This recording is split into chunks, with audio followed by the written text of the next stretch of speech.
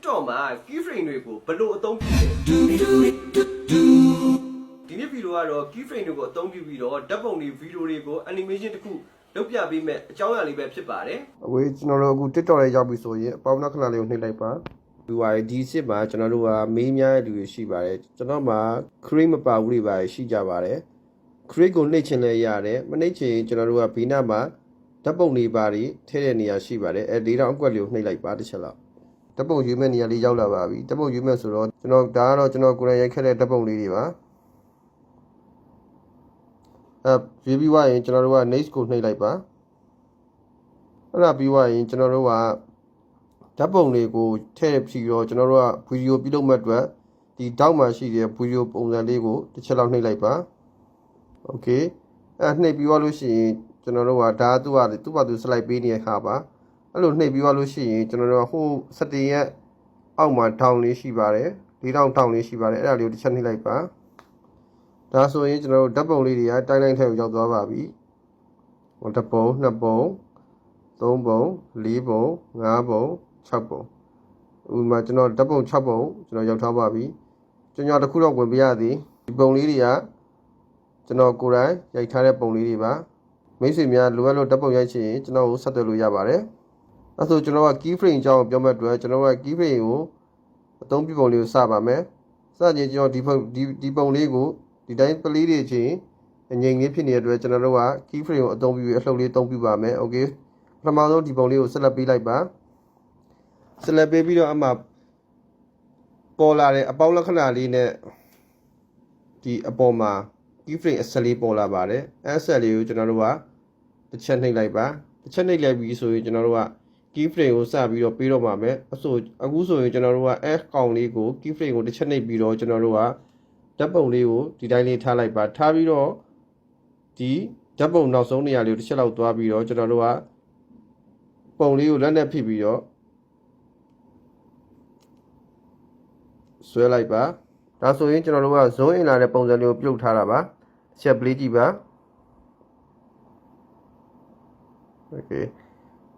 key frame နောက်တစ်ခုဆိုလဲကျွန်တော်တို့ကအဲ့လိုလေးလုပ်လို့ရပါတယ်နောက်တစ်ခုကိုနောက်တစ်ပုံလေးကို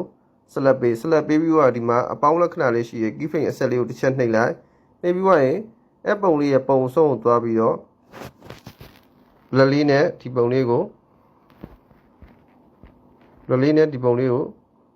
ဆွဲလိုက်ပါအဲ့ဆိုရင်ကျွန်တော်တို့ပြန်ကြည့်ပါ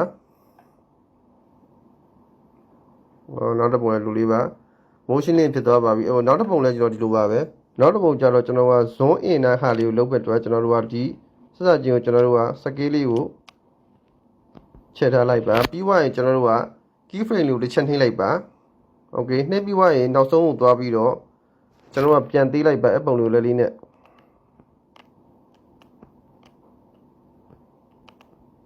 okay တစ်ချက်ပြန် play ကြည့်ပါသူကနေကြီးရနေပြီးတော့သူက zoom in သွားပါပြီဒီကောင်တော့ပုံအကြီးရနေပြီးတော့တဖြည်းဖြည်းနဲ့အောက်ကိုတိတ်သွားပါပြီโอเคနောက်တစ်ပုံလည်းအဲ့လိုလေးပဲလုပ်ကြည့်ပါမယ်ပုံလေးကိုစနပ်ပေးလိုက်ပါစနပ်ပေးပြီးတော့ဓာတ်ပုံလေးကိုလက်လေးနဲ့ဆွဲလိုက်ပါဒီမှာဒီကောင်ကိုကြာတော့ကျွန်တော်တို့ကနည်းနည်းလေးလဲပြီးတော့ဝင်မဲ့အတွက်ကိုကျွန်တော်ကဆက်စချင်းကျွန်တော်က key frame ကိုတစ်ချက်နှိပ်လိုက်ပါနှိပ်ပြီးွားရင်အစုံသွားပြီးတော့ကျွန်တော်တို့ကဒီဓာတ်ပုံလေးကိုဒီလိုလေးသွားကြည့်ပါတယ်လိမ်ပြီးတော့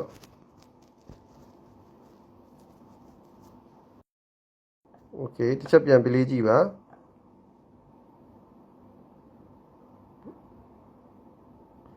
ဟုတ်ပြီနောက်တစ်ပုံလဲကျွန်တော်တို့ကဓာတ်ပုံကနေပြီးတော့ကျွန်တော်ကတဖြည်းဖြည်းနဲ့နီးကပ်လာတဲ့ပုံစံလုပ်ချင်ပါငကိုဓာတ်ပုံကနေပြီးတော့တဖြည်းဖြည်းနဲ့နီးကပ်ပြီးတော့လဲတဲ့ပုံစံလုပ်ချင်တဲ့အတွက်ကျွန်တော်ကဆက်တာချင်းမှာ key frame လေးကိုတစ်ချက်နှိပ်လိုက်ပါအမှအနီးစက်လေး key frame ရောက်လာပြီနောက်ပြီးရင်ကျွန်တော်တို့ကနောက်ဆုံးသွားပြီးတော့ကျွန်တော်တို့ပုံလေးကို select ပေးပြီးတော့လက်လေးနဲ့ဒူလေးလှည့်လိုက်ပါ okay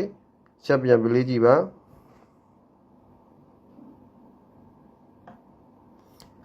okay နောက်ဆုံးပုံတစ်ချက်ကြည့်ပါနောက်ဆုံးပုံကြောက်ကျွန်တော်တို့ကဆက်စပ်ချင်း key frame ပေးမဲ့အတွက် key frame ကိုတစ်ချက်နှိပ်လိုက်ပါနေပြီးတော့အနီလေး key frame ရောက်လာလို့ရှိရင်ကျွန်တော်တို့ကကိုကြိုက်တဲ့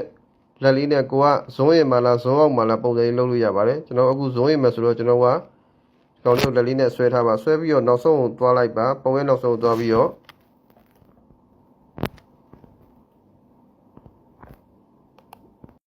ရွှေ့လိုက်ပါ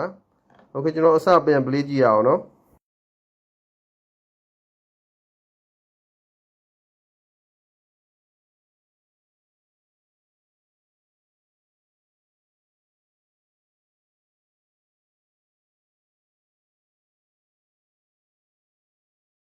โอเค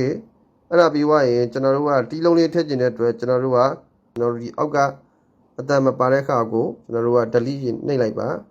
နှိပ်ပြီးသွားရင်ကျွန်တော်တို့က add sound ကိုတစ်ချက်နှိပ်ပါ sound မှာကျွန်တော်တို့ကဘာသချင်းကိုထည့်မလဲဆိုတော့ set bar မှာရှာလို့ရပါတယ် wedding sound ဆို wedding sound ကိုရှာလိုက်ပါအဲ့မှာကျွန်တော်တို့က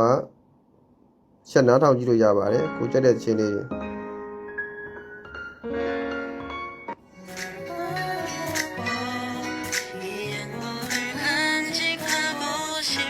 โอเคဒီချင်းလေးထည့်မှာဆိုတော့ကျွန်တော်တို့ကမှန်ချင်းလေးနှိပ်လိုက်ပါအဲဆိုရင်ကျွန်တော်တို့ခုနကရွေးတဲ့သချင်းလေးဒီအောက်ကိုရောက်လာပါပြီအဲဆိုရင်ကျွန်တော်တို့တစ်ချက် play ကြည့်ပါ